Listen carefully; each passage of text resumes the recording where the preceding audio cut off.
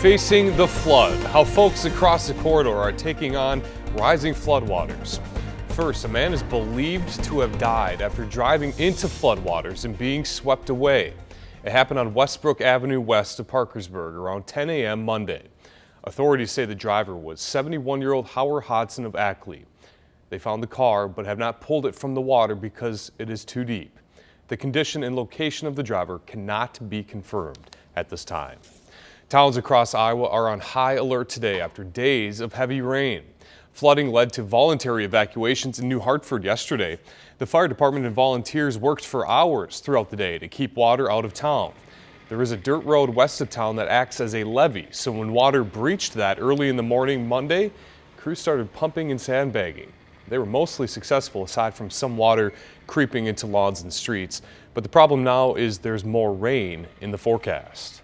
It's cause for concern. I think if we can get this immediate threat taken care of, we're going to have to discuss a plan for the week. A lot of this stuff's going to stay sandbagged all week long. The Red Cross set up a shelter for people in Shell Rock. They also handed out water and snacks to workers in New Hartford. And you just saw him. We have Mitch Nordmeyer, the Emergency Management Director for Butler County, on the phone with us. And Mitch, thanks for joining us this afternoon. What is the latest on the flooding situation there? Right now, Gabe, the water is receding very slowly.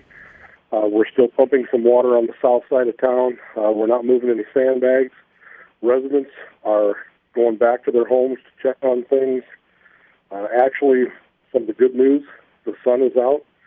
I just got off the phone with the National Weather Service. It looks like we're going to get about a day's break here before we have another round of storms roll in.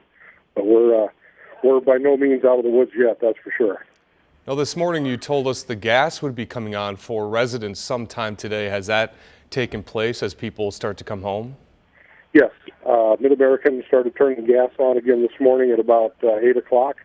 Again, it was turned off last night as a precautionary safety measure just in case we got heavy rain that could have caused some additional flooding. But they were in town bright and early this morning, and most of the residents are back checking on things now.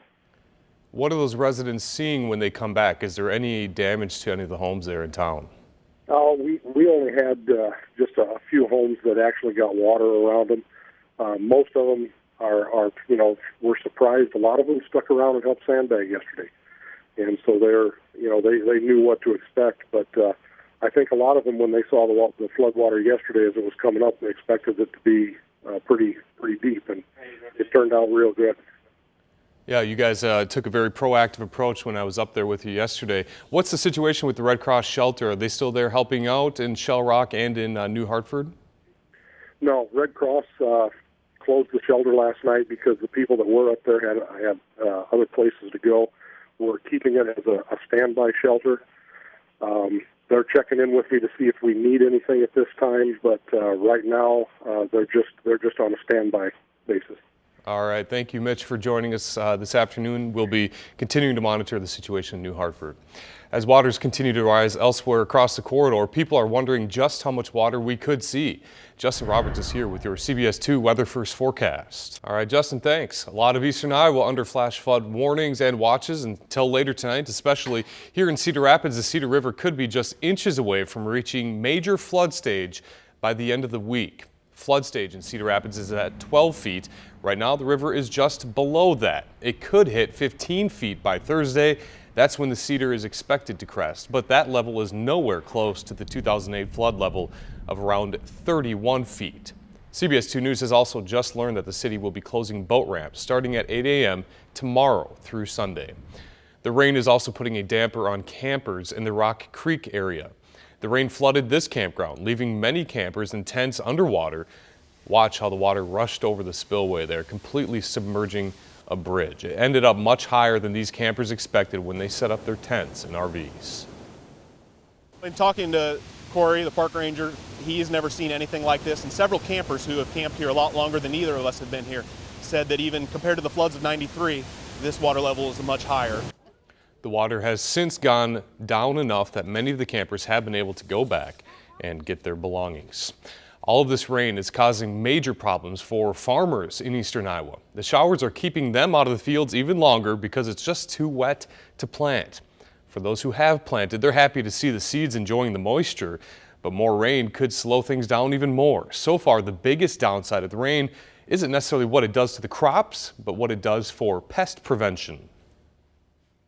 We weren't dry by any means. We'd had some rain earlier to kind of soak things up and kind of get the crop started. The weed spray, the Roundup, the harness, the guardsman, the chemicals that we use to control weeds have not been put on yet. Greif says if the rain continues and the fields are not sprayed, the weeds will get ahead of the crop, which will hurt the yield. Some elementary school students are back in class today after a fire broke out on their school bus this morning. The Cedar Rapids Police and Fire Department say the bus pulled over on C Street Southwest, right outside of Tanager Place. An official with the Cedar Rapids School District tells CBS 2 News the fire was electrical and all kids on board were able to get off the bus safely. The students were en route to Truman Elementary School, and all parents, district officials say, were told about that situation. There's just an hour left to donate blood for the American Red Cross. CBS 2 and the American Red Cross are teaming up to get more people to donate. And today, many folks throughout the corridor are joining that effort at a blood drive going on right now at the Marriott on Collins Road in Cedar Rapids. Officials with the Red Cross say it can be a challenge during warmer months to get people to roll up those sleeves, which is why participating in today's event could potentially save lives. Cancer patients, trauma victims, people with blood disorders all rely on volunteer blood donors, and until you've maybe been affected by it, you might not know that the need for blood is so great. If you would like to become a partner of CBS2 and the American Red Cross, today's blood drive is located at the Marriott on Collins Road in Cedar Rapids, and that event runs until 1 o'clock this afternoon. Coming up on the CBS 2 News, checking in, what political motivation has President Obama visiting the Jersey Shore? Plus, misleading messages, why Kellogg is paying millions to settle a class action lawsuit.